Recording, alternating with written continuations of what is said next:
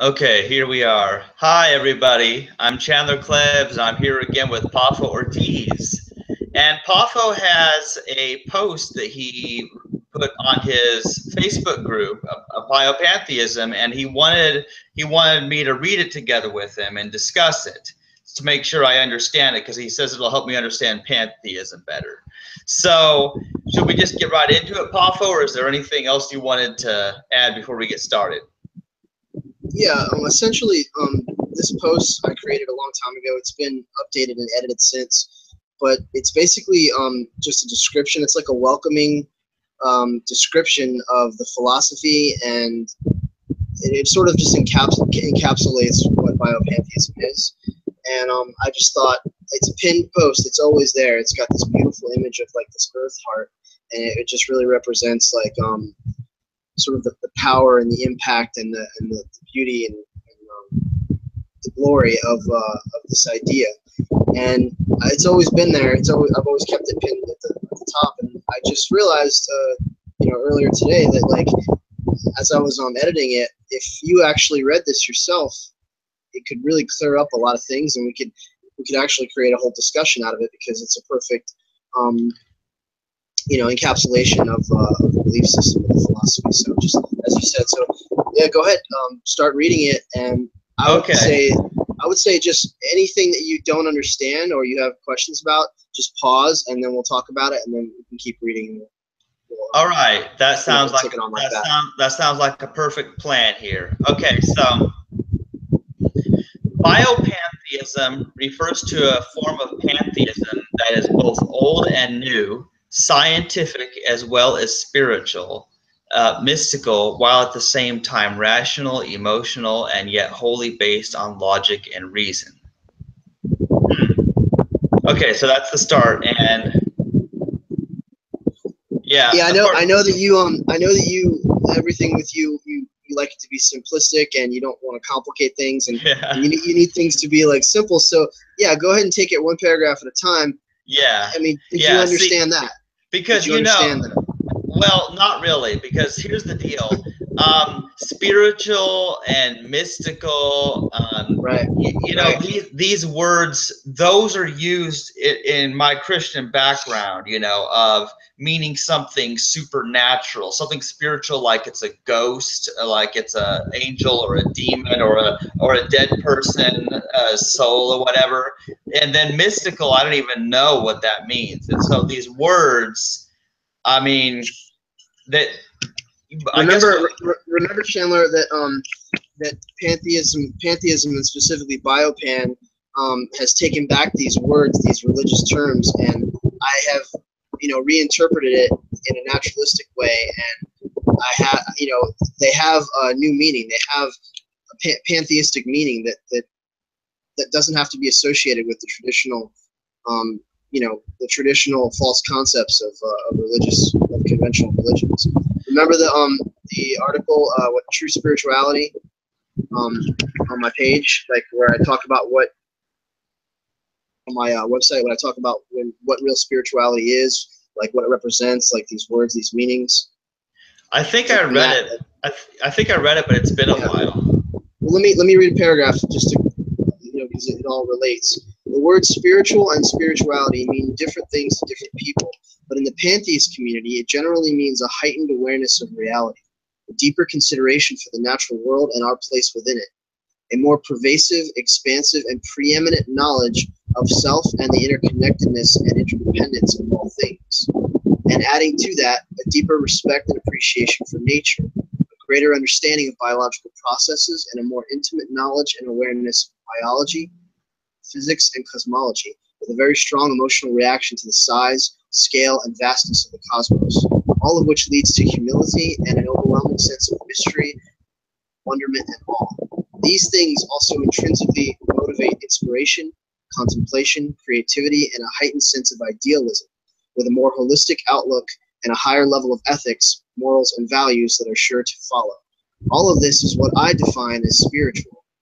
It has nothing to do with the supernatural world or with any archaic concept of ghosts, devils, demons, angels, disembodied spirits, an afterlife, or the fanciful notions of heaven or hell. No invented man-made gods or mythology. No mythical fairy tales of supernatural entities. Spirituality is communion with nature, pure and simple. It is connecting with the forces and powers that already exist in the real world, minus any false delusions that religions have created in people's minds and projected onto reality for centuries. Hence, biopantheism is completely naturalistic philosophy. Okay, does that help clarify some of that? I think so. So it's about being really connected with reality, being connected with nature. Being connected with nature, being more aware of the forces and powers in nature, having essentially a deeper consideration for the forces and powers that govern our lives. Yeah, the understanding of the interconnectedness of all things. You already have that. So, according to this definition, I would say that you're already a very spiritual person because you contemplate these things. You actually think deeper about the mysteries of life, about where we came from, why are we here, where are we going, what happens after you die. I mean, this is the work of a philosopher. This is that's why it's considered a philosophy as well as a form of spirituality. Interesting. I'm a spiritual person. Who knew? Yeah. Okay. So go ahead and keep reading. Read the next paragraph. Yeah, sure. It centers around the idea of an immanent, emerging divinity manifesting and expressing itself unconsciously through all life forms and coming into personal awareness and coherence presently through us. With this knowledge, we contemplate our ineffable origins and postulate on what it really means to be human. For us, nature and the universe represent the highest source of power, the highest source of intelligence and creativity, and we honor and respect the divinity inherent in all. Okay, let's see.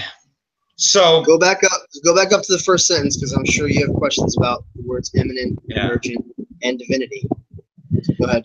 Yeah, because I don't know what immanent means, and I have an idea what emergent means.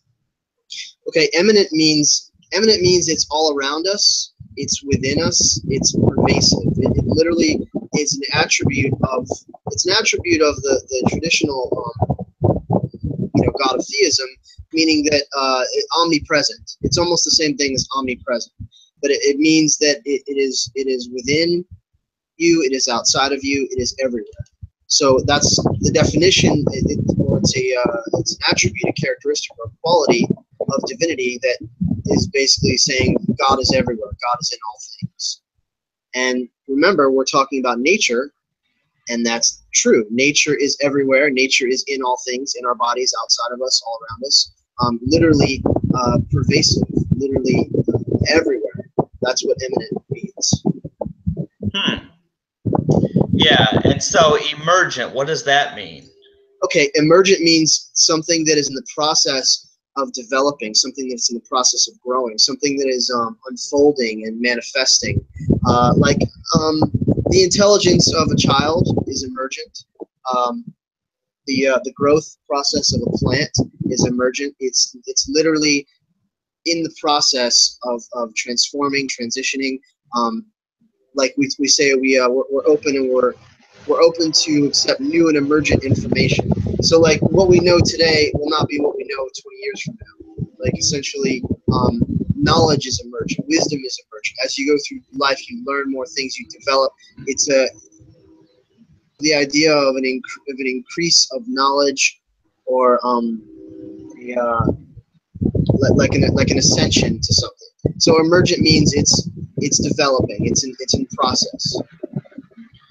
Yeah. So again, just to be clear, we're talking about nature. Nature is emergent, and the intelligence in nature and the awareness of nature is emergent. It is manifesting, unfolding, developing, becoming more conscious of itself through conscious organisms like us. So, I mean, up to this point, would you say that you agree? I mean, I think we've discussed this many times. Yeah, I think so. So basically what we're talking about is nature, or the universe, that is ever growing, ever changing, and learning stuff. Yes. And yeah, which is quite a contrast to, other religions that have like a God that already knows everything and does not change. Very, very important point. Very important point. The God of pantheism is not static. The God of pantheism, in some ways, is an infant. In other ways, is a genius. The God of pantheism isn't all-knowing and completely coherent and cohesive right now. It is developing as life develops. That's a very important point, because remember the traditional conventional religions have an idealized personified notion of this immortal being that already has infinite knowledge, that is already omniscient, and that's not true of the pantheist God of Omnia, of the God. And that's why it's good we're doing this, Pafo, to make that distinction, to express the difference between biopantheism and the Abrahamic religions that people are familiar with. Yes, and I know you might take umbrage with the word divine as well, but I think I've explained this to you in the past, but I have a few paragraphs that can explain that as well. Look outside at the trees, look at plants and flowers, look at other people, look at life. Look at the moon and stars. See the gigantic ball of fire over your head, creating heat and energy to fuel the earth, allowing all things to thrive and grow. That is what I believe in. Now look in the mirror at this incredibly complex and subtle organism that functions autonomously and self-regulates and heals and grows and thinks and breathes and is intelligent, cognizant, and self-aware. That is what I call divine. Why? Because nature and the physical universe represent the highest source of inspiration, the most powerful and profound and complex and intelligent thing in existence, inherently supernal, not supernatural, supernal, and more extraordinary than what is commonly thought. It has created us, given us life, and it is what pushes and pulls us to evolve. It is all-powerful and should be honored, not worshipped, but honored. The universe is more than what is commonly thought, and nature is really what all people throughout history have mistakenly worshipped as God. Just to reiterate, when I say nature is divine, I'm not implying something supernatural. No, divine in the pantheistic context, means supernal, not supernatural. It means the greatest, most intelligent, most impressive, and powerful thing there is, and only nature and the universe fit this description. Consider how extraordinary DNA is in the autonomous healing of our bodies. The DNA, which is the most complex and incredible system of information, that like encoding information, like computations that go on the brain. These things are beyond anything that we can create. You can literally create a whole new human being via one strand of hair.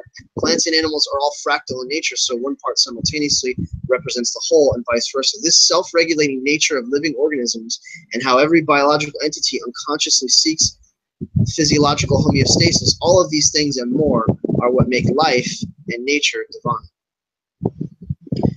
Yeah. See, I think how I'd sum that up is, well, basically your last paragraph in the paragraph I just read, where it says nature and the universe represent the highest source of power, the highest source of intelligence and creativity, and we honor and respect the divinity inherent in all.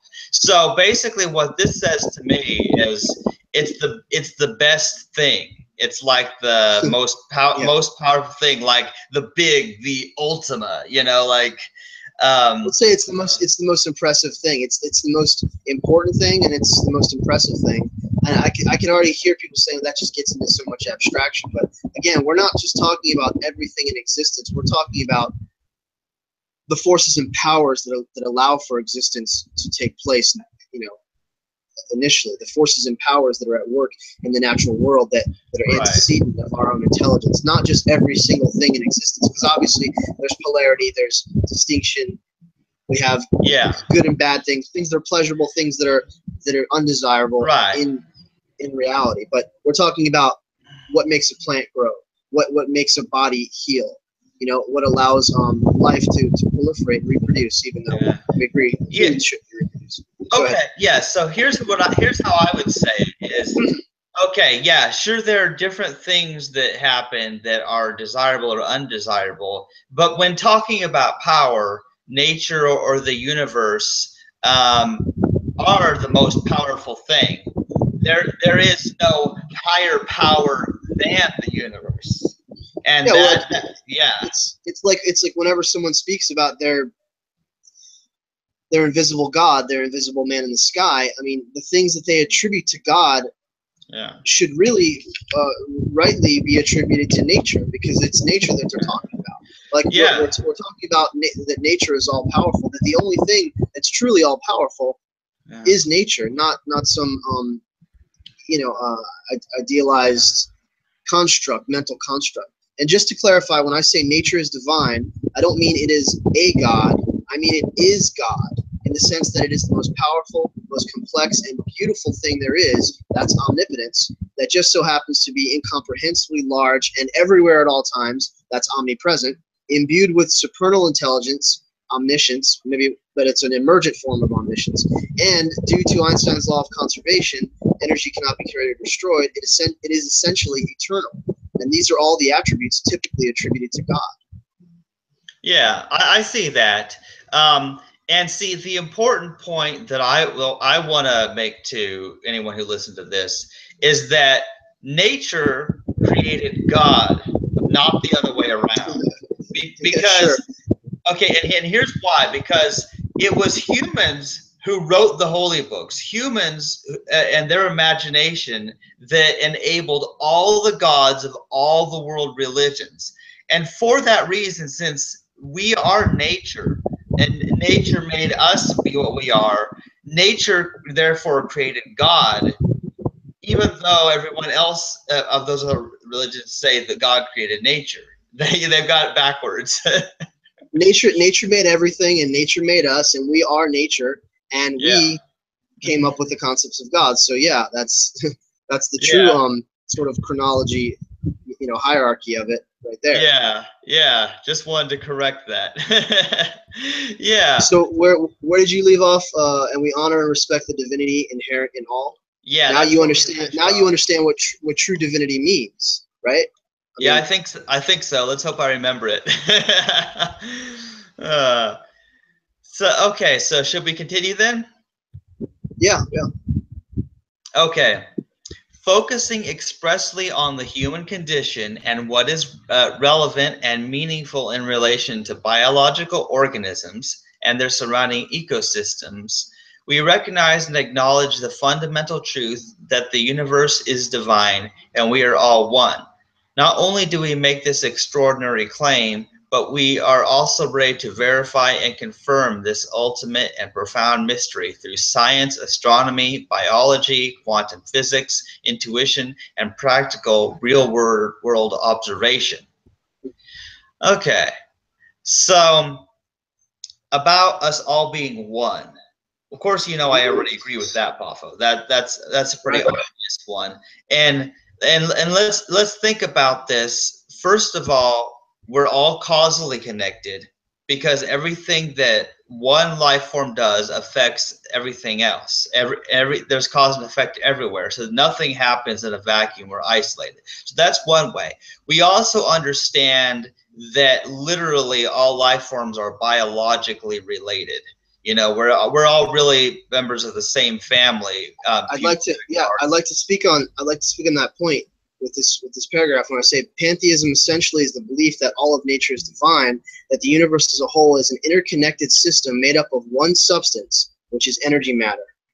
It's the same thing, energy matter on a subatomic level. The subatomic level, all matter is actually vibrating particles, and as you go on the quantum scale, it's actually energy stemming from the same source, the Big Bang. We believe that nature is divine and we are all a part of nature. We believe the universe itself is God, but not in the sense that it is a personal, conscious, or coherent entity. Okay, so that speaks to the idea of monism, that like what you were just saying, that one of the key tenets of pantheism is that everything is one, because scientifically we know that everything came from the Big Bang. The singularity that existed before the Big Bang is the source of everything that's in the universe right now. So we're all literally made up of the energy, the essence that existed in the Big Bang. That exploded into existence at the moment of the Big Bang. Yeah, well, I'm still not exactly clear on the Big Bang because, it's funny because I just watched a video on the Big Bang that Jamie shared on my timeline. But it's interesting, absolutely fascinating. But I still don't know if I understand or agree that the Big Bang happened. Like it's interesting because the good thing about science, Chandler, is it's true whether you believe it or not. We know that the Big Bang occurred because we have evidence of it with the radiation, the microwave background radiation. We can judge, we can test. We know that it was 14 billion years ago, and we're still seeing the evidence of it because of the expansion, because of how all the galaxies are moving further and further apart away. So it's kind of like reverse engineering. They trace it back to that singular point in space and time. Yeah. But the only reason that it's difficult to understand is because you're probably grappling with where did everything come from? How could everything come out of nothing? But remember, in my model, the toroidal cyclical model, everything didn't come out of nothing. Everything has always existed in some form or another. See? So what was before the Big Bang was just everything that exists in potential or in a different form. And we can only speculate about that. Yeah, see, and that's the thing about it, is that I absolutely reject the idea of something coming from nothing. And so many people characterize the Big Bang as that way. Oh, there was just nothing, and then all of a sudden nothing exploded, and and then we have all these planets and stars. Chandler, have you ever looked at an hourglass? Have you ever looked at like a timekeeping hourglass? Well, yeah, I've seen an hourglass before. The shape, right? It's almost like the symbol for infinity is a figure 8. Well, like the hourglass is like this at the top and like this at the bottom. And that little narrow center in the middle where the sand passes through, and it's perfect because this is the torus. It's exactly what the torus is. That little narrow point in the middle, that's the Big Bang. This part that's going out this way, you can go either way. You can go like this or like this. That narrow point is the Big Bang, and what's on the other side of that? It's a container full of sand. And what's on the other side of it the other way? It's a container full of sand or emptiness. See? But like, the idea is the sand exists on both sides, and what you have, we're looking back at that funnel, that moment in time where everything was condensed. That's all it is. What's on the other side of this reality is another reality, just something that we can't comprehend. But the potential or the quantitative essence that's of everything that exists has always existed. That's why I reference Einstein's law, the conservation of energy. So basically, we're all the sand that passed through the hourglass. Sure. Yeah, that works for me. Yeah, I just know that I'll never fully understand. I don't know what background radiation is. I don't know any science. You understand that, right? No, I didn't know that. I didn't know that you weren't aware of that. The Big Bang created an echo that we can still observe today. It's partly what makes up the white noise on a TV when there's no channels and it's just like the static. They can observe and they have detected this echo, and after a couple hundred some years, we're not going to be able to hear this anymore, but we can still hear the echo from the Big Bang. That's the simplest way to put it, and that's what the background radiation, the redshift effect in the background radiation is. Go ahead. Yeah. The thing with me, and I think this is an important point, Pafo, is that the only people who understand that kind of stuff completely are the scientists who have gone to college. They've gone to so many years of school. They've done the experiments. They know how these things are done. So basically, what it comes down to is, when it comes to them determining the so-called age of the universe or age of the Earth, the rest of us, including me, are just taking their word for it because we can't understand. We have to take their word for it. Yeah, right. I agree. Right, and that's my point. And so all I'm saying is that I make no claim to understand it well enough to agree with it. You know what I'm saying? That's an important thing. Sure. Later on, I can demonstrate just by having you hold a piece of fruit in your hands how my model, my theory of everything is actually valid and lines up with the actual world with what we observe. Yeah. But go ahead. But like the last sentence, remember, we're ready to verify and confirm this ultimate and profound mystery through science, astronomy, biology, quantum physics, intuition, and practical real-world observation. So Yeah. okay, Yeah. go ahead. So yeah, that's important that, you know, science backs this up. I just don't understand it. Yeah. Okay. So this is a form of pantheism that exalts and honors nature, living systems, and the biological processes of the earth, and places its emphasis on life in the physical world and the application of pantheistic principles and ethics in a practical, everyday sense, as well as on a much broader global scale. Okay, let's see if I have any questions about this or not. That's pretty. I mean, that's pretty easy to understand. Right? That was Yeah. probably the abstract paragraph in there. Yeah, yeah, I think I'm fine with that. That doesn't say all that much, really. Yeah. Well, I mean, it's important, but Yeah. yeah, it's not really confusing. Well, yeah. Yeah, I mean, well, our focus is on this life basically, and ethics, and Right. yeah. And exalting and honoring nature, where the emphasis is. I guess something to note is that pantheistic principles and ethics, that's actually my own distilling of it, because remember, pantheism doesn't have ethics, it doesn't have principles, it's just Right. the belief or the awareness or the theological notion that the universe is actually God. That's all pantheism states. So my own interpretation of pantheism is that the natural world is divine, the natural world is sacred, nature, plants and animals, and the earth should be considered holy and should be honored. Yeah. So in other words, you could say that biopantheism is like the C++ of pantheism. It's pantheism 2.0 or pantheism. Yeah. Like taken to the next level. Right. Well, yeah. See, the example I'm using is based on like the programming language, because see, there was a programming language called C that's been used since the 70s, but then later on, this guy invented C++, which added all these other features, you know, like classes, types of objects, and it was incredible. And so I thought people who are programmers might actually understand that, because basically what we're saying is biopantheism, it adds ethics, it adds a realistic form of morality or ethics, and we'll be getting more into that, it looks like, in the next paragraph here. Okay, so should I continue? Yeah, go for it.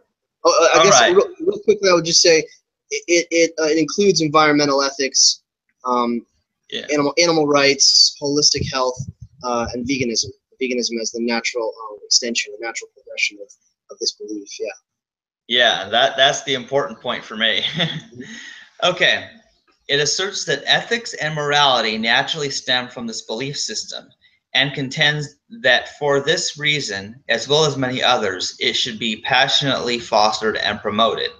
This teaching is likewise represented and expressed by a profound love of nature and a perpetual love for the earth, as manifested through altruism, environmentalism, wildlife conservation, religious naturalism, and deep ecology. Yeah, I guess I kind of paraphrased that before you read it. It's the same thing. Are you familiar with the terms religious naturalism, deep ecology? Those terms I'm not familiar with. Okay, essentially the best way I could describe it is naturalism is the antithesis of supernaturalism. It's saying there is no afterlife, there's no God or devil or heaven or hell or demons or angels. There's no spiritual world. All that exists, it's realism, it's materialism. Not reductionism, but materialism. And it's essentially saying that the material world, the physical world, as we've been speaking about, the laws of nature, the forces and powers extant in the natural world, that actually is what deserves religious reverence. And that is something that many groups, throughout history have understood, have cultivated, and now there's a resurgence of this understanding in religious naturalism or spiritual naturalism, where people they maintain they want to have communion and fellowship with others of like-minded philosophy. They want to engage in some form of ritual or some form of tradition that helps. That again, spirituality that that connects them to the greater mysteries and the ineffable and the numinous, the you know, what you know that is beyond you, but that is unexplainable, and religion's attempt to explain. So it's religious naturalism is exactly what it sounds like. It's a naturalistic form of spirituality. It's not worshiping nature, but honoring and respecting and having a form of religion or a form of spirituality that is completely opposed to supernaturalism and religious dogma and conventional religions. But it you know, it's earth-centered essentially. And deep ecology is that. It's the same thing as it's ecology 2.0. You know, it's ecology taken to the next step. Understanding natural processes, life cycles, the seasons, you know, living systems, biological organisms, and our relationship with them. The preeminence of understanding and appreciating our relationship as a you know, not as isolated entities, but as living in symbiotic relationship with the world around us. So these things, they're all incorporated into Biopan. They represent what Biopan is on a tangible level, like how we interact with the real world. This isn't just some pseudo intellectual thing. We're just typing our computers, trying to sound smart. Like, we're out there in the world experiencing these things, and we're teaching it. Yeah. Yeah, well, Paul, for you're sounding smart, I'm sounding like an idiot here. No, man, it's cool. It's cool. Yeah. Well, that's why we're doing this. Yeah, that's why we're doing this, because see, for me, a lot of these words that you use are words that I never use ever. Like I never use like the word spirituality or religious, and I certainly never use a word like ecology. Like you know, I mean, you know what ecology is, you know. I mean, well, not exactly. You know, I know what an economy is, but what's ecology? Hang on a sec. What economy is, but you don't know what ecology is? Yeah, it's not a word that you hear every day. Ecology is the branch of biology that deals with the relations of organisms to one another and to their physical surroundings. It's a political movement that seeks to protect the environment, especially from pollution. That's it. It's a branch of biology that deals with the relationship of organisms to one another and their physical surroundings, the environment, the ecosystem. That's why it's eco. That's all ecology is. Like eco-friendly, right? Yeah. Ecologically minded. So deep ecology is sort of a spiritual, an environmental movement and a philosophy that regards human life as just one of many equal components of a global ecosystem. And that's holistic thinking. That's deep ecology is a huge part of Biopan. It recognizes that we're not alone, that we're not isolated in this experience, and that we share the earth. You know, we share our environment with countless other living beings. So it's the opposite of egocentrism. It's biocentrism, life-centered. It's the opposite of. Because that's why we're vegan, because you know we consider the other animals, and when we have to consider the plant life too for varying reasons of absolutely okay. The oceans, the air, all of it. I mean, it's all pertinent. It's all meaningful. Okay. So let's see now. Where was I? I was okay. I lost my place here. It's religious naturalism, deep ecology. Okay, yeah, there I was. Okay, and then I'll continue here.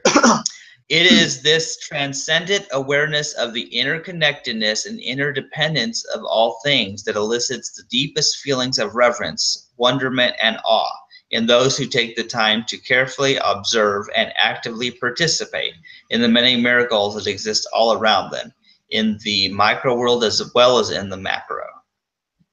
Do you know what transcendent means? Well, not really. Transcendent just means beyond what is normal or beyond average. It's something.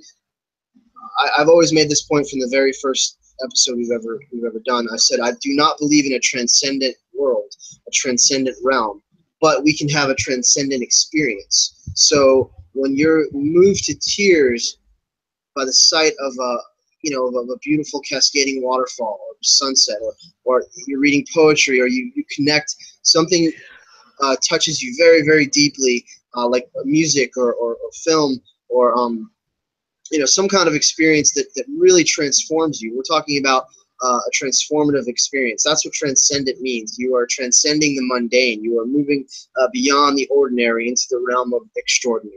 So it is this extraordinary transcendent awareness of the interconnectedness and interdependence of all things that elicits the deepest feelings of reverence, wonderment, and awe.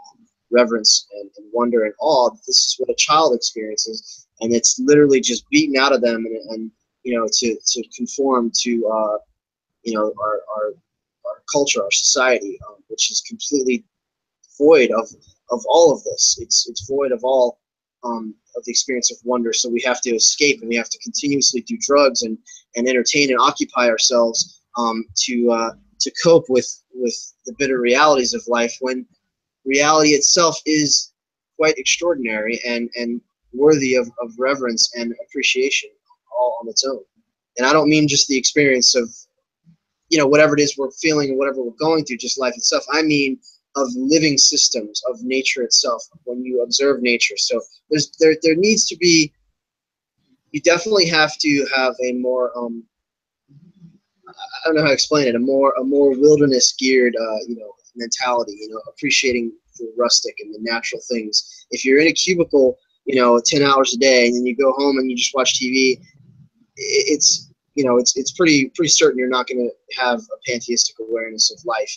Maybe you'll watch shows on Discovery Channel, Animal Planet, and you'll see you'll see things that have to do with wildlife or evolution and stuff, and you're like, oh, that tends to be a mental, just a mental sort of assent to something, and not an experiential awareness of wonder and awe. So I want to cultivate it and sort of reinstill that natural inclination toward curiosity and exploration, because those are the things that make life worth living.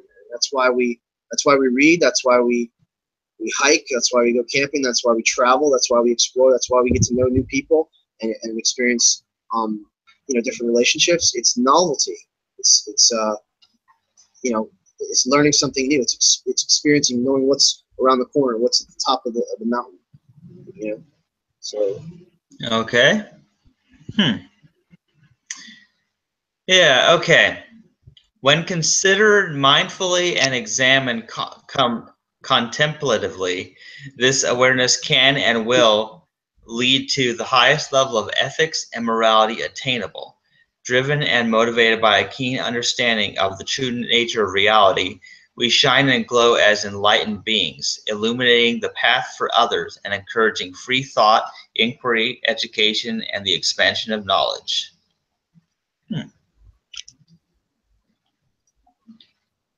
Yeah. Any questions or any thoughts? Anything you want to reflect on with that one? I mean, that's pretty straightforward right there, I think. Sure. That it's essentially saying that this philosophy, this awareness, leads to enlightenment. It leads to you're driven and motivated by this understanding, this awareness of the true nature of reality, and we become a light. We become an example. We become a beacon to others. Like encouraging as opposed to discouraging, like what Abrahamic religions do. We are encouraging free thought and inquiry and education and the expansion of knowledge, not touting faith as a virtue and blind obedience and servitude, but the opposite. That what life does, it expands, it grows, it's always in a constant state of emergence. And so we mimic and we look to the natural world for our ideal, our example of how we should conduct ourselves and how we should be. So this is the opposite of what most of the oppressive religious systems do, which is just give you a set of facts, tell you this is where all the answers are, don't question, just trust and obey. And that's how slaves are made. So we know that that's not That's not desirable to those who are really seeking to evolve and expand their consciousness. Right. So it's just very different. Okay. We commune with nature to elevate our minds and our consciousness. We promote science, evolution, and a deep reverence for life. Working together as one cohesive whole, we encourage one another to actively participate in group discussions and contribute in any way they can. Our goal is to positively influence others and share this message of hope and inspiration with the world. Okay. Sounds good? Yeah, sounds good to me. Sounds like something you want to be a part of, right? Yeah. Okay. We see the earth and all of her living systems as something sacred and holy to be cherished and protected forever, even as we cherish and guard our own bodies from destruction and harm. Join us as we celebrate life, the invaluable lessons it has to teach us, and the profound wisdom derived from assiduous study of the natural world. Assiduous, in case you don't know, just means very diligent, very, very attentive, working very hard at something. That's all it means. Long hours, all of your attention, all of your focus, all of your energy and time is put into this. Yeah. That's the idea. So it has nothing to do with an ass. No, it's assiduous. It means like I was assiduous in my contemplation of Chandler's autism because I couldn't understand it, but now I do. Okay, yeah, I'm disappointed because I like donkeys. Okay, and so No, motivated by compassion, compelled by reason, and convicted by science with a profound and inexplicable desire to connect, we ritually commemorate the seasons, respectfully learn from the past, amiably look forward to the future, and wholeheartedly embrace the present. you like that? Yeah. It's an acceptance of of all things. It's the inexplicable desire to connect. Meaning we all have. People used to say, you have a God-shaped hole inside of you, and the only thing that's going to fill it is Jesus. The only thing that's going to fill it is God, and your personal relationship, right, with Christ. But Yeah. it's the same thing. We all do. We yearn for deeper meaning, for understanding our place in the grand scheme of things. We long for a greater connection, a deeper, more meaningful, sort of pervasive, all-encompassing inclusion into something. And I'm here to say you already have it because you're a biological entity. You're a product of nature. You are a representation of life itself, and that is profound. And we need to stop and contemplate that and think about that. The idea of ritually commemorating the seasons, as the pagans do, as neo-pagans and Wiccans and Druids do, that recognizing the life cycles and trying to get in tune, get in touch with the natural world around us. It's very important. We're very disconnected in our modern society from all the things that really truly matter. And this is harkening back to the idea that it's not a bad thing to observe meteor showers and eclipses and solstices and equinoxes, because in ancient times these things were sacred events. They were sacred times of commemoration, and it literally helped ground people and stay connected to the earth and to each other. They were, the original source of holidays. And I'm saying let's bring that back and let's let it revolve around living systems and life cycles of nature, not on fanciful, invented mythology from the past. Not on events and happenings that were so long ago. I mean, there's no credible way to substantiate the things that they're supposedly celebrating. Let's celebrate the here and now and life, and the cycles and the seasons, and sort of attune ourselves with that, and keep in step with the rhythms of nature. This is the way Native Americans live. I think that it's prosperous and salubrious to do so. Okay. Yeah, let's see. Meaningfully, passionately, and reverently, we honor the ineffable all and acknowledge the wondrous diversity and complexity within the similitude of our differentiated collective being, striving ever and always to evolve and progress in order to develop a deeper and more inspired awareness of the divine whole. This is our source. This is our life. This is who we are. Yeah, you recognize that, right? Because that's the intro to Sacred Places. Yeah. Oh, that's actually that's the yeah, exit. It's the exit. It's just the yeah, it's the exit at the end of all of our sacred places. You say that. So real quick, I just wanted to go back because I actually skipped something where from the paragraph before that. We amiably look forward to the future. So this isn't a philosophy that causes you to think negatively about anything. It represents hope. It represents inspiration, and we have a very positive outlook because we know that nature is always in the process of evolving, and we're always becoming something greater and more. And so we don't dread the future, we don't regret the past, and we don't escape the present. That was kind of that last sentence there in the preceding paragraph. But okay, so this last one, meaningfully, passionately, reverently, we honor the ineffable. Ineffable just means it's very difficult to understand, very difficult to grasp, very difficult to comprehend, but it exists. We honor the all, which is another word for nature or omni, and acknowledge the wondrous diversity.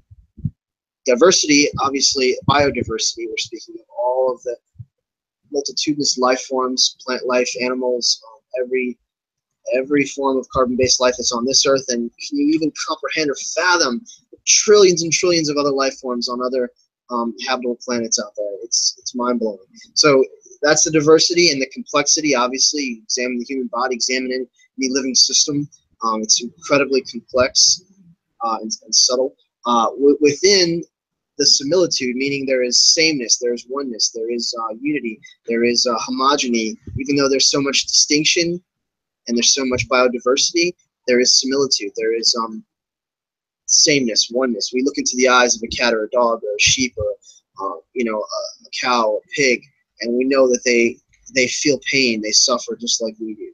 They experience many of the same emotions, the same range of emotions that we do. So we're representing a true acceptance of the other, so to speak.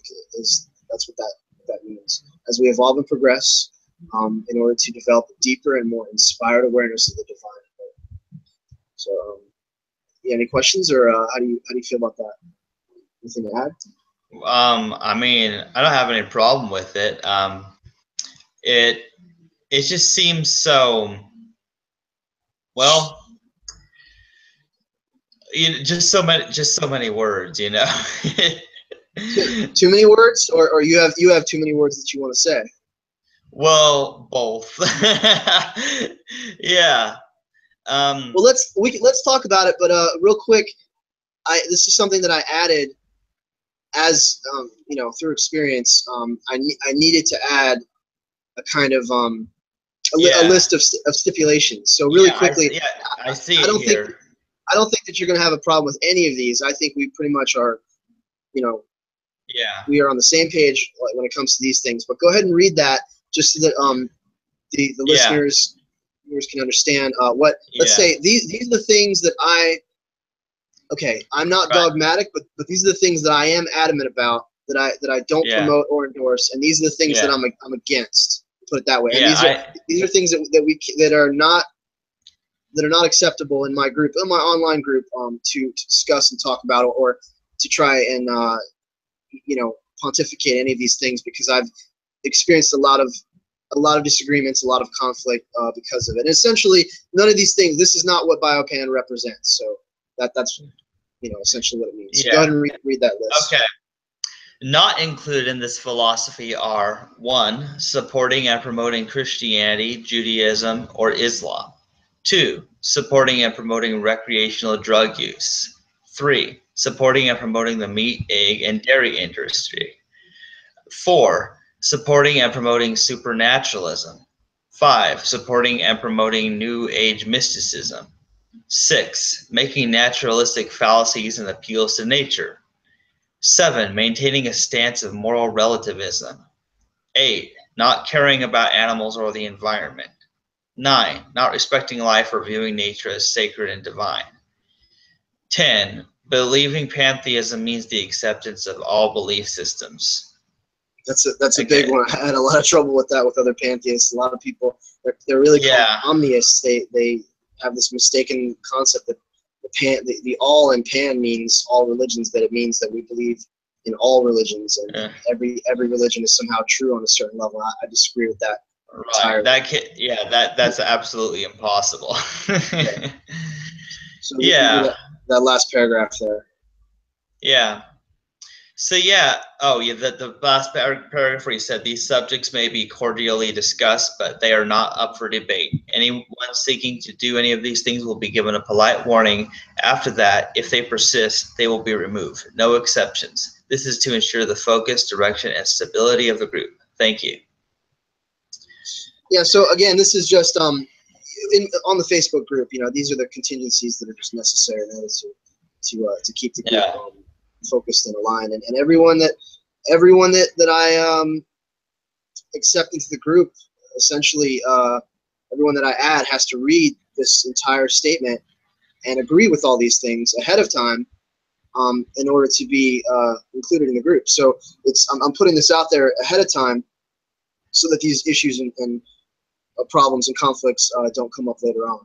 So no one is obligated to join, and I basically sort of nip it in the butt before it even happens. The people in my group are only people who have essentially acknowledged this, and who are complying with these sort of regulations or rules. Although I'm pretty sure you had already added me before I read that. I added you because I always believed and had faith that you would eventually see the light. I see. Yeah. Well, I mean, what I like about these 10 things you listed here is it's easy to define something by what it is not. I like that, because for me that's a big thing. I mean, because just as veganism is defined as not exploiting and hurting animals, and atheism is not believing in this man in the sky of the Abrahamic religions. I think that this helps sum it up, because if you're defending the meat, egg, and dairy industry, then you're not having a respect for life. You are you don't get the oneness yet if you're doing that. And I've gotten some flack about this, like, oh, this is, you're being a dictator and all this kind of stuff. Well, every single Facebook group out there has a list of rules, has a list of guidelines to follow. So this is mine. I'm just doing it in a kind of what's the word? It's not negative in the sense that it's bad, but in a negative sense of saying this is what it's not, so you can have a clear, like as you just said, you can have a clear picture of what it is. And go ahead, sorry. Yeah. Well, one thing I want to say, Poffo, and this is something very important, is that everybody has their rules. They have their policies of what they will and will not tolerate, whether it's a Facebook group, whether it's a business, or whether it's in the relationships with other people in general. People have certain things that you have to, man. You have to have, in order to have structure, in order to have any kind of coherence. And this is exactly what was lacking in the big pan groups, in the giant, massive Facebook pantheist groups. There was no cohesion. There was no direction whatsoever. You had all kinds of people, and it was just chaos. So my group is very specific and focused. It says that in the beginning. This is a focus, a focused movement. Yeah. See, what's interesting though, and this is the main point, Poffo, is that almost everybody, they accept that rules and laws are necessary in several contexts. But as soon as somebody's vegan and is not going to tolerate the exploitation of animals, then they criticize them and call them a dictator. I mean, it's really hypocritical for people to criticize that. Yeah. It's actually along the same lines as antinatalism. The idea that, you know, oh, well, that's your personal choice. You know, there's nothing more personal. I just read this in the post. There's nothing more personal than what you do with your body. I'm like, no. If it involves bringing into existence an entirely Yeah. new life form, Yeah. then no, you are not this. You are not Right. in an isolated situation here. Yeah. You are affecting everyone. Right. And everything. And that's just it. What you do with somebody else's life is not your personal choice, basically. Yeah. So to bring it back around, like with veganism, yeah, they're so offended because they think that we're imposing our ethics, our morality on them, telling them what to eat and what not to eat. And we've heard this before. And it says, I'm not telling you what to eat, what not to eat. I'm telling you who I defend. Yeah. I'm telling you who I care about. I'm telling you who you should care about, just for the sake of decency, for the sake of all the things we've been talking about, the similitude of all biological life. It's unethical. It's not about whether they're smart or they can perceive this or that, or how their cognitive abilities or their sense of self. It's, can they feel pain? Can they suffer? Like are they sentient? Do they have the same experiences as us? No matter how rudimentary, elementary it may be, we need to honor and respect life. Period. There's one point I wanted to say, that number 5, you may have not caught this, but the idea of supporting and promoting New Age mysticism. There's a lot of my language and a lot of what I talk about where it sounds, in Biopan, it sounds very mystical, and a lot of it sounds very New Agey. You know, the universe is conscious. I mean, I've never actually said that the universe is conscious. I don't believe that. I believe the universe is becoming conscious. But like in New Age circles, they believe in it's the idea of panpsychism, that everything is literally conscious. And I say that everything has a level of awareness, but not everything is conscious. But there are many people that speak in mystical terms, or will sort of incorporate New Age concepts, the idea of chakras, and a lot of Eastern mysticism, the ideas of reincarnation, like an ascension of consciousness, a shift in consciousness, energetic frequencies, light beings, all these things. I like the New Age movement. I appreciate it for what it represents, because there's a lot of truth in it, and it's a do-it-yourself kind of philosophy that's getting away from the sort of the structure and the authoritarianism of the dogmatic Abrahamic faiths. So it's a good thing, because it allows people to essentially explore spirituality on their own. So I don't reject it outright, but the idea of supporting and promoting it in this group, where they have concepts such as reincarnation, or I'm trying to think of certain things. Basically, unsubstantiated claims. We're rejecting those unsubstantiated claims, but I'm not as completely against it as I am with Christianity, Judaism, Islam. Because I understand that it's what's out there. Not people haven't heard of pantheism yet. All they have is New Age mysticism. All they have is like Buddhist traditions and Eastern philosophies to draw upon. So when they're in transition, it's kind of like do you outright reject vegetarianism if someone's in transition to vegan? No, it's a step, it's a stage. So that's the point. Is if you're in there, sort of pontificating and promoting it, yeah, I'm gonna call you out. But if you already maintain these kind of New Age concepts, I'm not going to condemn you for it, because it's part of the journey of learning. That's a good example. I think that's a really good example, the way you compare it to like the vegetarianism. And so I mean, I get it, because even though I don't really know much about New Age mysticism, but basically, it includes, making claims about things that can't be supported with evidence, and is therefore outside of the scope of biopantheism, you might say. Let's say it's more of an aesthetic. It's like, crystals, healing energy. There's a lot of paganism in there, and Wicca, and the idea of magic, and it's essentially like Eastern philosophies, Eastern spirituality, combined with a lot of quantum physics language, and sort of the theories and the mentality of modern science kind of combined. It's like a repackaging of Eastern mysticism. I'll read you the definition of mysticism itself right here. It's the All right. belief that union with or absorption into the deity or the absolute or the spiritual apprehension of knowledge inaccessible to the intellect may be attained through contemplation and self-surrender. It's a belief characterized by self-delusion. There's two definitions of mysticism. This is actually really important.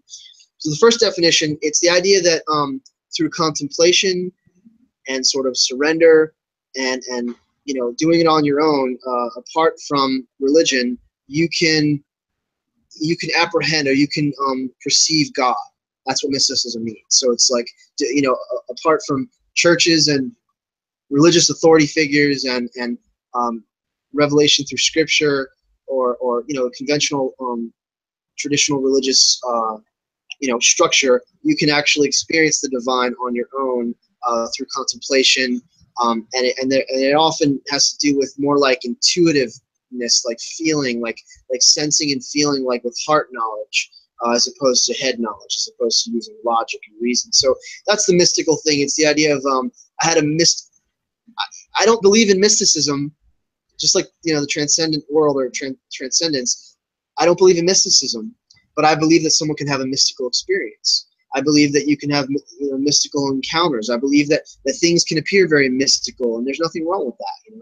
A unicorn is a mystical creature. It's something from fiction, but yet it represents something. It's symbolic of of sort of higher empathic, emotional, ethical ideas. It symbolizes something. So yeah, it means a lot to me, as you know. Yeah. Well, that's a mystical concept, a magical animal. It's close to the idea of things that are magical, but mysticism is more like the practice or the belief. Trying to attune yourself with God in an emotional, empathic way. Okay, so that's not necessarily a bad thing, but you can see how it can be when you introduce all of these unsubstantiated concepts. Right. Like spirit guides and ghosts and again, there's a fine line there, because I actually believe in psychic abilities. I believe that extrasensory powers are where we're headed, and we're evolving to develop those. So I actually do believe in a lot of things that are involved in mysticism, mystical circles. But it's all about sort of having discernment and judging, what is verifiable and what is just theory, or what's just speculation. Now, the other definition of mysticism is in a negative context. It's actually, I'll read it, the belief characterized by self-delusion or dreamy confusion of thought, especially when based on the assumption of occult qualities or mysterious agencies. So I forgot to mention this, that mysticism goes hand in hand with the occult. And all the occult actually means is things that are hidden, things that are unknown, the esoteric, things that are forbidden knowledge. So alchemy and magic and mysticism all kind of go hand in hand. So the negative definition, the second definition of mysticism, means, oh, you're all caught up and you're completely self-deluded. You're crazy. You're like you're thinking fanciful notions that there's no evidence for, essentially. So it can have a negative a negative definition as well. So that's the mysticism actually that I'm rejecting. Yeah. The mysticism that I don't really have a problem with is the idea that things can be mystical. See, it's the difference. So that I just wanted to clarify and make those distinctions. Yeah, but it's still a lot to take in. I have a feeling though, if you and I spent more time together and we compare things like, well, this is mystical, like I would probably get it more, but it's still a word that I never use. I don't use words like spiritual, mystical, any of that ever. Look at here's a good look at that image. Look at that image that is accompanying this post, Chandler. What do you see? Just describe it. Describe it in the most describe it in a very poetic way, and you'll start to grasp what mystical actually means. Well, I'm not sure what a poetic way means, but it's basically it's a heart-shaped planet Earth with light coming out of it, and it's like in a weird a weird cloudy rainbowish thing surrounding it. Yeah, well, that's a good literal description of the image itself. But what does it say to you when you look at it? If you were to describe how it makes you feel, or what emotions, what does it stimulate in you? Like what, is it how does it make you feel? Can you describe that when you look at it, when you stare at it? Okay, let's see here. Don't think. Just feel. Just describe your feelings as you're staring at it. Like if you could use adjectives, basically, like you're describing a piece of artwork. But I have to think to use words, so of course. What I mean is like try using a little more of your right brain as you describe it. I don't know, man. Like I don't even know what you're talking about. The right brain is the creative, abstract. The right hemisphere essentially deals with creativity, music, art, things like that. The left brain is ration, logic, mathematics, dealing with computation and sort of material things. The right brain is more abstract and poetic and creative. So I'm just saying, just describe the image and how it makes you feel when you look at it. Like, what does it represent to you? What do you think it represents? Well, I don't know. I mean, it's the picture of the Earth, and But it's actually not an Earth, is it? It's actually a giant heart, or the heart shape, the traditional shape of the nostalgic idea of what a heart looks like.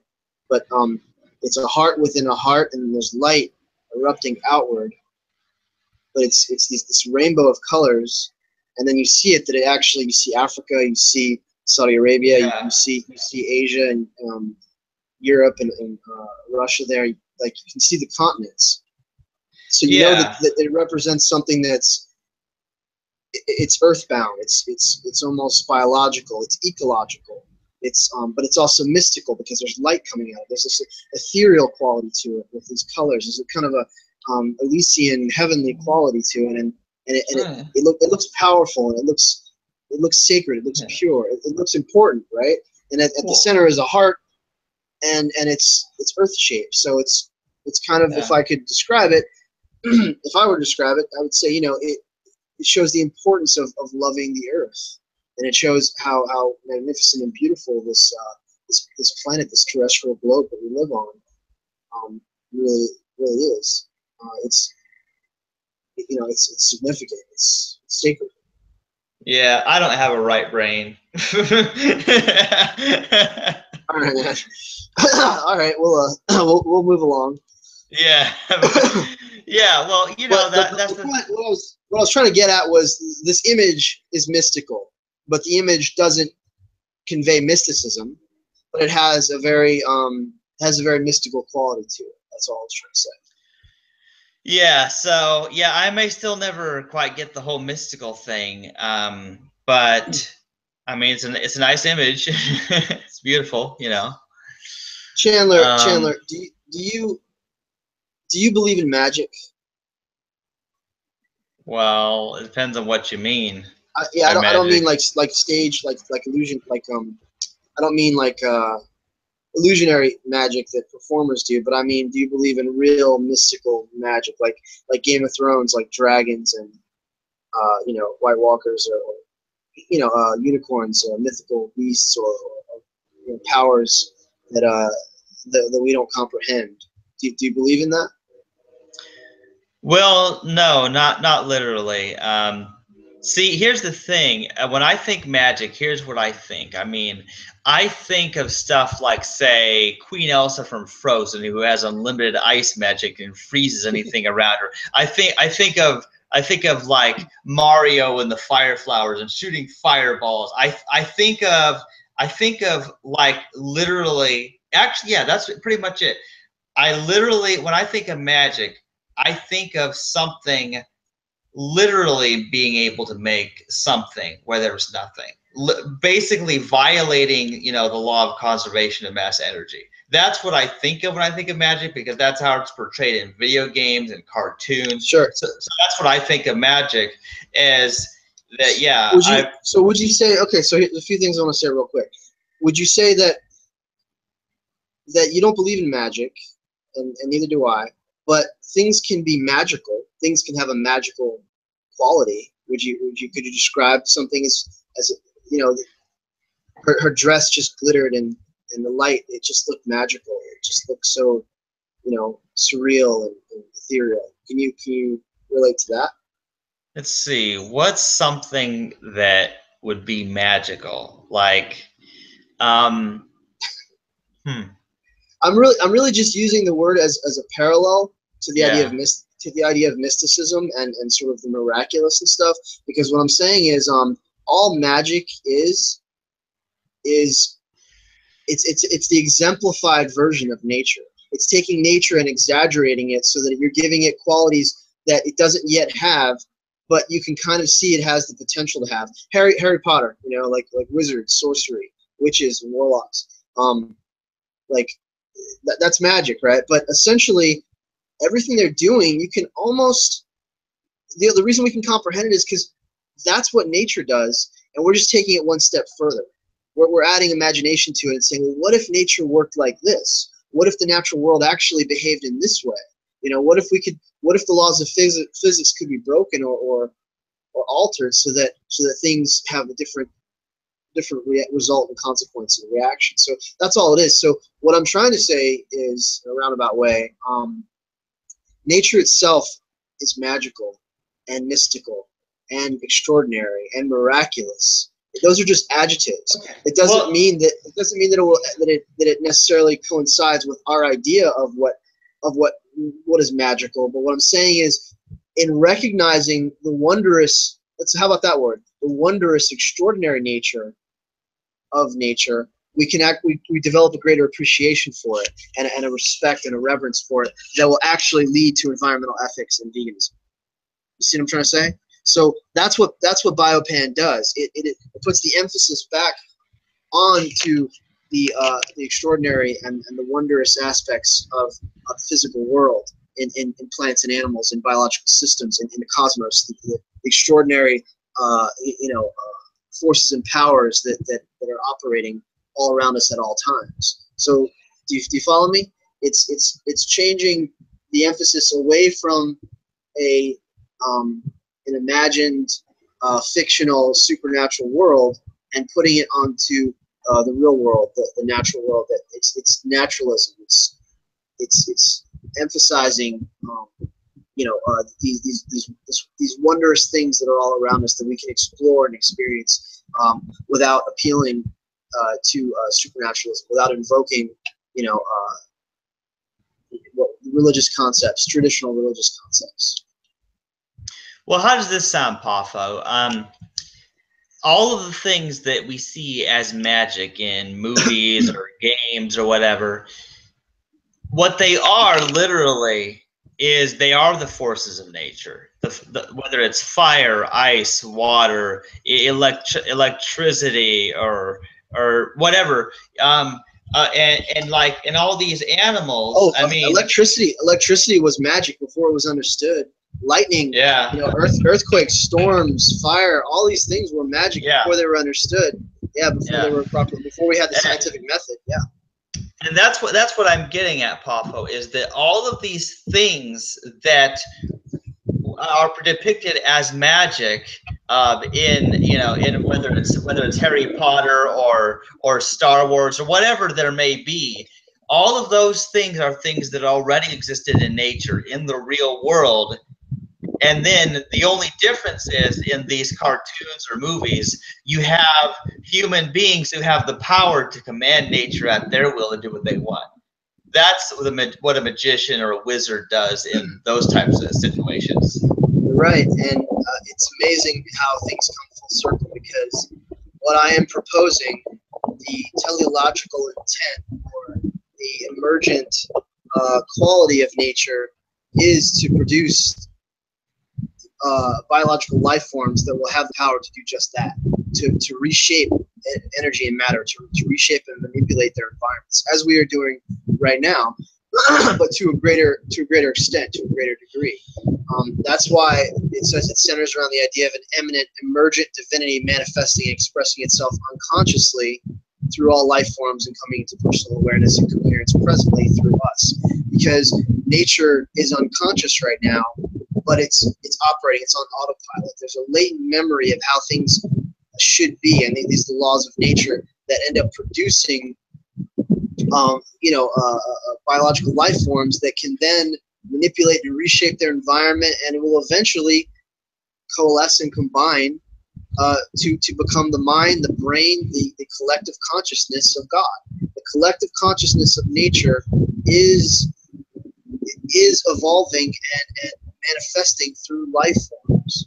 That's what we're trying to say, is that nature is it is the incomprehensibly vast being that people have personified and thought of as God, or invented their own version of, and yet, like, it's real. It's a real thing. It just doesn't have all the attributes that are commonly attributed to it.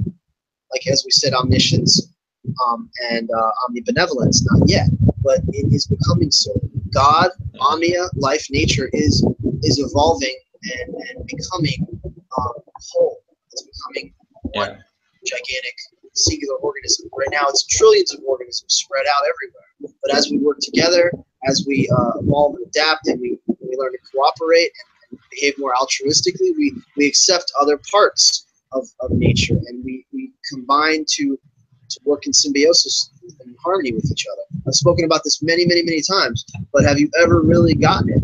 That, like, that's what life, that's what nature is doing. It is reconstituting itself intellectually, morally, and physically to a certain extent, in populations and species learn to coexist and live side by side in harmony with one another. That's what it's doing. It's a picture that all these little parts spread out, and they're all coming back together to work, as one body, as one cohesive whole. It's the Gaia theory. The Earth is alive. All living systems are alive. Cells are alive. The universe is alive. The whole of nature is alive and becoming conscious. And that is the miraculous sort of evolutionary aspect of Biopan, is that nature is coming back into coherence with itself. And I always say back into, because it's a cycle, because there is this concept that it's always happening in cycles, and it's revolving and transforming from what it was to what it will be, to what it will be again, to something else, back into coherence with itself. I know you might not be able to understand that, or you might not see that, but it's the trajectory. When we look into the future, when we see the evolution of species, of life forms, this is all involved in Biopan. This is the hope that we have, that we are moving toward more compassion, more empathy, more more love and respect for one another and the planet, because we're all part of a gigantic system that is alive and speaking to us, and growing and expanding. That is completely different than atheism and even generalized pantheism. Yeah, I mean, there's still so much of it that I don't see where you're going with it, but I don't consider that to be the relevant part. I really don't. Well, for the ones who speculate, for the futurists, for the evolutionary biologists, for the intellectuals, and for those who are contemplating these things, it's very important, because it gives them a comprehensive ontological model. For people like you who are more practical, and you just want to, improve the quality of life, for animals and humans, for non-human animals and for humans. There's the practical takeaway. There's the how does it help the environment? How does it help the animals? it's very important because you're just focusing on one aspect of it. That's fine. Yeah, because that's all I care about. Yeah, it's all included. I mean, it's all there. it's all in the philosophy itself. Is if we are not recycling, if we're not caring for the environment, if we're not treating other life forms with love and respect, then you're not a pantheist. You're not a biopantheist. That's the practical takeaway. Is you can't say, oh, the universe is divine, nature is divine, God is nature, and all these things. Well, what does that mean? That means you are divine. That means my cat is divine. That means the person down the street next to you. That means the guy that cut you off in traffic, he's also divine. It means you have to treat everyone and everything with love and respect. So if you're not exhibiting those qualities, those ethical, moral ideals, are not being represented in your life, then it's useless. Philosophy is useless if it doesn't have a practical application. And so that's what Biopan represents, is the practical application of all of these principles and concepts put into action, put out into the real world, with environmentalism, with being ecologically aware, with being a vegan, with taking care of your body. Right. So and see, that's the major point that I care about, because with other philosophies, it's just a bunch of words people say, but they don't live by it. It doesn't affect their life in any way. And so it's the practical reason, like this is how you identify a biopantheist. That's very important for me, by their actions, by their respect for life, by veganism, all of these things. That's what's most important to me. That other stuff, I can take it or leave it personally. Well, yeah, I understand. You just gravitate towards what's practical. I understand. Yeah. We can probably wrap it up in a little bit. We can quit it. Yeah. My time at 7:20. We quit like 7:30 or something. But I did want to read one thing that actually ties right into what you're just talking about ethics and morality in pantheism, because since it's not included, in generalized pantheism, I've always felt that it was so important that we see that there's a logical trajectory to this concept, to this idea, that without actually doing something, without actually taking this in an altruistic direction, then it's useless. I don't know what pantheism is for other people if it doesn't involve love and respect for life. You know what I mean? So this was something that it was like a post that Peter had created a long time ago. Just a second. And essentially, like, there was a very negative response. Like people were like, don't impose morality. Don't ruin a good thing. Pantheism doesn't need ethics. It's just going to end up being another religion. Blah blah blah. And I always said, how can it not? I mean, how can it? It seems like a no-brainer. So let me read this, and then we can wrap it up. Ethics and morality in pantheism. Roughly 3 years ago, on a pantheist Facebook page I was heavily involved with, a friend of mine created a post asking a question of whether or not pantheism as a whole should define its ethical positions, and if we should seek to influence others to share a common set of morals and values within the pantheist community at large. I was astonished by the overall lack of unity and cohesion in the comments being posted, and in people's stolid unwillingness to take a positive stance on the position. In response to this, I hurriedly typed up a list of 10 things, as well as several other critical points that I believed were a good general assessment of the kind of ethical/moral attitudes and attributes pantheists should display. My goal was to instigate discussion, specifically on what positive steps or actions could be taken to facilitate a push toward an ethical standard that could eventually be implemented in a useful and practical way. See, that's exactly what we're talking about. Here was my response. Yes, pantheists should be sharing the same basic ethical views, starting with what should be self-evident. You say you believe the cosmos and nature are divine. Well, how do you treat the divine? With love and respect. That means if you're a pantheist, there is no racism, sexism, bigotry, greed, violence, selfishness, or destructive egotism in the equation.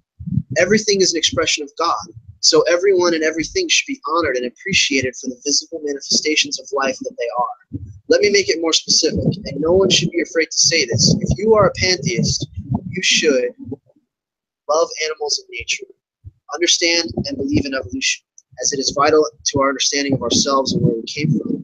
Not believe in traditional anthropomorphic God. That's a fundamental distinction there. Not believe in a supernatural realm or life after death, except in terms of the continuation of your thoughts and ideas through others, or the replication of various aspects of yourself through your children genetically. Care about the environment, something green, with a general attitude of sustainability and holistic global thinking. Be well read in science, astronomy, and biology. Not really a requirement in so much as it is a notable sign that you are already a pantheist. Care about your health and the health of others. Care about the planet. No explanation necessary. Be presently minded and focused on the real world. Exhibit a profound emotional reaction to nature, space, and the outdoors, expressed by feelings of reverence, wonder, and awe for the beauty, complexity, power, and intelligence of the natural world. These are just examples. I could go on, but my point is, if you're not exhibiting these qualities, it's unlikely you're really a pantheist. In terms of sharing similar attitudes and what classifies a pan in the area of values, let me sum it up by saying this. I think pantheists and pantheism as a philosophy should exhibit and represent the highest level of morality possible within any given system. We should be lovers of peace and lovers of knowledge. We should be civil, strive toward excellence, unity, and cooperation. Value intelligence. Be intelligent, well-educated, well-read, compassionate, kind, caring, considerate, loving, responsible, and respectful. The Boy Scout code comes to mind. Trustworthy, loyal, helpful, friendly, courteous, kind, obedient, cheerful, thrifty, brave, clean, and reverent. That's the Boy Scout code. I can't believe I still remember that. Beyond all this, or maybe preceding it, there should be an acute awareness of the profound connection we all share. As Neil deGrasse Tyson put it, we are all connected to each other biologically, to the earth chemically, to the rest of the universe atomically. That means you treat everyone and everything with kindness and respect. Of course, the other side of the coin is you should also vehemently challenge, resist, and oppose anything that represents the antithesis of these values. You should strive toward equality, integrity, and a life of virtue. You should value truth and be as honest as possible at all times. Basically, we should be what all Christians claim to be: people of integrity, wholly focused on personal growth, and ever seeking a greater understanding and awareness of our divine connection to each other and to the planet. Lovers of knowledge and lovers of the earth, living close to the land, supporting small communities, and rejecting big government, political corruption, greed, and injustice. Embracing clean technology and advancements in science and education, desiring always to broaden our understanding of ourselves and the world around us.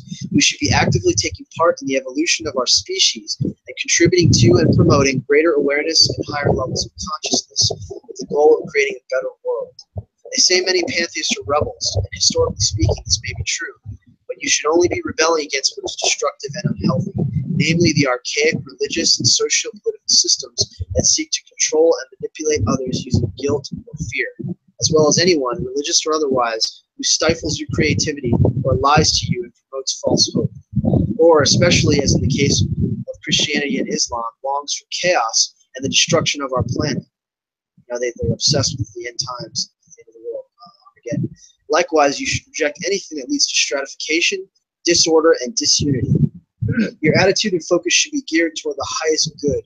Whatever actions and behaviors promote health and prosperity for the individual as well as the whole, etc., etc. Take it or leave it. Those are my thoughts and convictions. I have been thinking about these things for a very, very long time.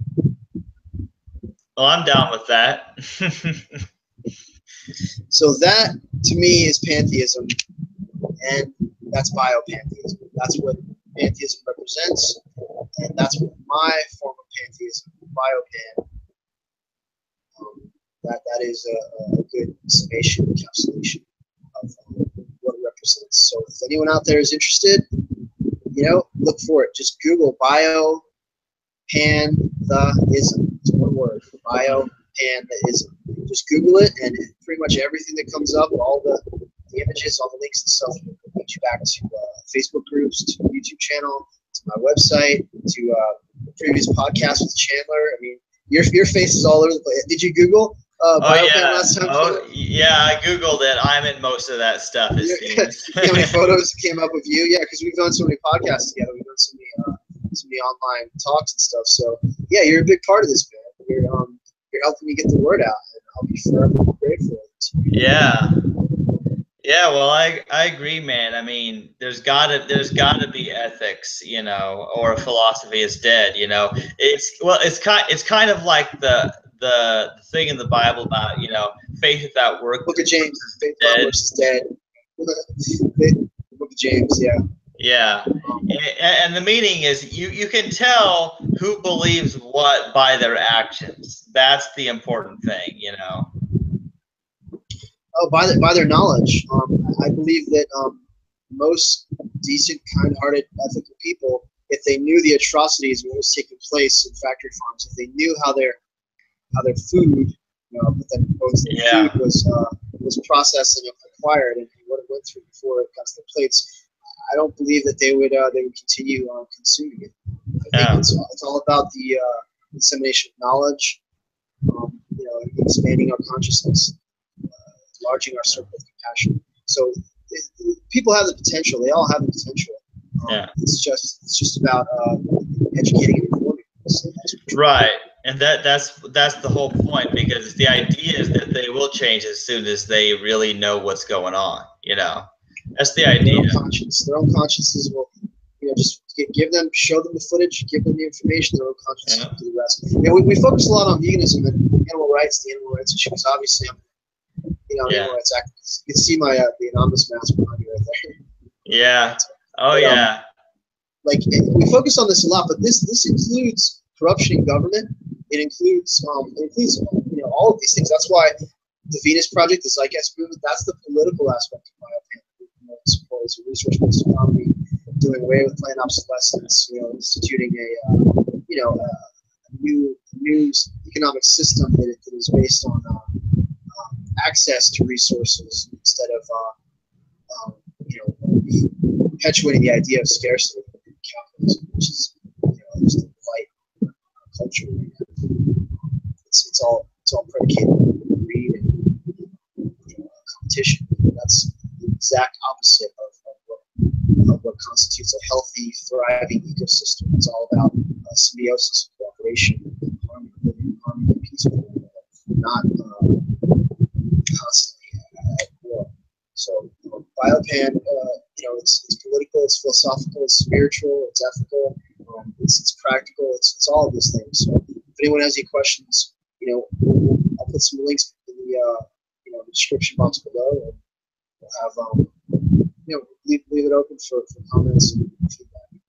Yeah. Okay, well, I think that just about covers it, Pafo. Is that all you need to say before I end it? Yeah, man. Yeah, thank you, Chandler Klebs. I do appreciate you taking the time, and I know you didn't always understand everything, but you will. Knowledge, lack of knowledge, being ignorant is just the state of that we're in before we become educated. Just think of it like that. All right. Well, thanks again, Papa, for another great talk, and thanks for anybody who put up with all that. Thanks for listening. Good night, everybody.